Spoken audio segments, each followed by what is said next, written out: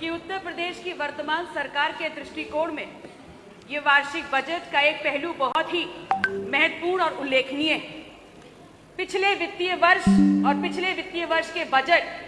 की तुलना में 12 से 13% इस बजट का बड़ा आकार होना। हालांकि ये बात अलग है कि पिछले वित्तीय वर्ष में विभिन्न विभागों को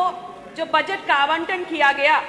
वो अधिकांश विभागों में मोर देन 50% अप्रयुक्त और व्यर्थ पड़ा हुआ है। माननीय अधिष्ठाता महोदय,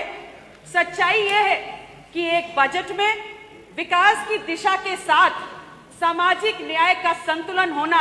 एक महती जरूरत है, और खासकर जब लक्ष्य तेज रफ्तार से विकास और बड़े पैमाने पर रोजगार हो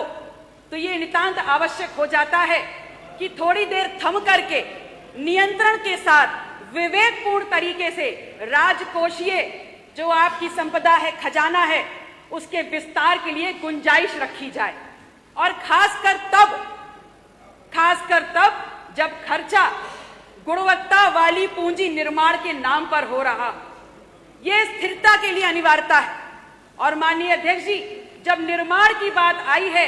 तो सबसे पहले यह जरूरी हो जाता है कि हम श्रम शक्ति को सुगम बनाएं, सकुशल बनाएं, सुदृढ़ बनाएं, और इसके लिए निवेश होना बहुत नितांत आवश्यक है।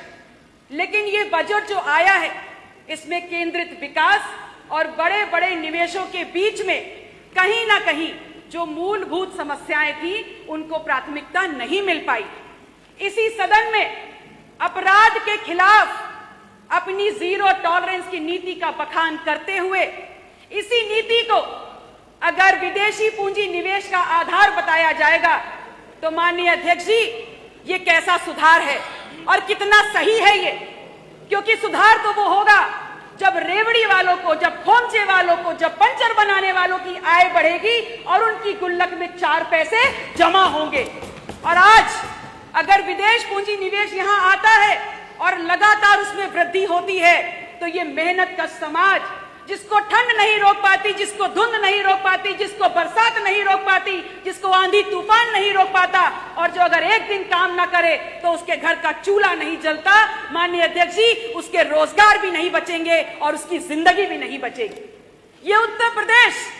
जो एक विशाल राज्य है, कृषि प्रधान राज्य है, खुद सरकारी आंकड़े इस बात का ब्यौरा देते हैं कि विगत 2016-17 के आंकड़ों के सापेक्ष आज हमारी सकल घरेलू आय कृषि और कृषि से संबद्ध क्षेत्रों के कारण आज दुगनी हो गई। तो ये बहुत ही चिंतनीय विषय है और विशेष अटेंशन चाहता है इस सदन का कि हम इस बात पे ध्यान दें कि अगर किसी क्षेत्र की वजह से हमारे प्रदेश की सकल घरेलू आय में दुगने का इजाफा हो रहा है तो उस क्षेत्र में जुड़े हुए किसान मजदूर, बटाईदार, अप्रत्यक्ष प्रत्यक्ष रूप से जुड़े हुए लोगों की आमदनी में कितना इजाफा हुआ है। ये मैं नहीं कह रही, आपके सरकारी आंकड़े कह रहे हैं कि दुगनी सकल घरेलू आय देने वाले इस कृषि प्रधान राज्य में महज 18% का बदलाव आया है। माननीय अध्यक्ष जी, इसलिए मेरा ये बहुत स्पष्ट मानना है और स्पष्ट कहना है कि ऐसे किसी क्षेत्र से जहां हमारी सकल घरेलू आय दुगनी होकर आई है, जो हमारी गाढ़ी मेहनत की कमाई है, ऐसे पैसे को सरकार के द्वारा सिर्फ और सिर्फ अपने राजनीतिक उद्देश्य की पूर्ति के लिए अहिल्याबाई होलकर जैसे महापुरुषों की मूर्ति तोड़कर मंदिर कॉरिडोर बनाने के नाम पर, अट्टालिकाओं को बनाने के नाम पर, या डॉक्टर सोनेलाल पटेल के समर्थन के वोट को इकट्ठा करने के नाम पर उनके नाम की शिला पट्टिका चिपका करके नहीं करना चाहिए, बल्कि इस निवेश को निकाल करके कृषि और कृषि प्रधान जो उससे जुड़े हुए लोग हैं उनके जीवन की वृद्धि में लगाना चाहिए, बहुसंख्यक आबादी के उत्थान में लगाना चाहिए। मैं इस सदन के माध्यम से पुरजोरी से इस बात का समर्थन करते हुए सरकार से ये मांग रखती हूं कि अगर वाकई में आप कृषि और कृषि से जुड़े हुए लोगों का उत्थान चाहते हैं तो आपको त्वरित एक फैसला लेते हुए कृषि को उद्योग का दर्जा देते हुए राष्ट्रीय नहीं तो राज्य स्तर पर कृषि आयोग का गठन करते हुए किसान को बल बनाने वाली एक फैक्ट्री मालिक की तरह ये अधिकार देना चाहिए कि उसकी फसल से